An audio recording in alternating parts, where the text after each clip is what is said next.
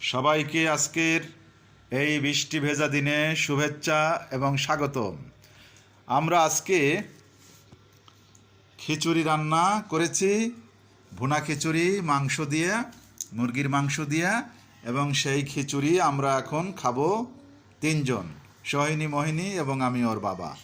সঙ্গে সালাদ আছে, পেঁয়াজ আছে এবং এই খিচুড়ি আছে। একটু ঘোরায় দেখাচ্ছি আবার।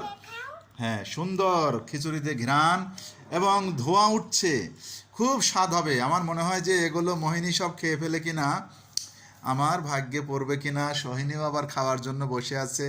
দেখা যাচ্ছে যে মোহিনী এই যে সুন্দর করে, না ওরম করে না, এই যে মোহিনী গোসল টোসল করে সুন্দর করে, আর এই যে সোহিনী ও বসে আছে। তবে মোহিনীর ক্ষুধা লেগেছে বেশি এবং এই খিচুড়ি আমরা খাবো। খাওয়ার আগে দেখিয়ে দিলাম, খাওয়ার পরে আবার আমরা দেখাবো। এখন এ পর্যন্তই থাক। সুন্দর খিচুড়ি হয়েছে সত্যি। সবাইকে শুভেচ্ছা।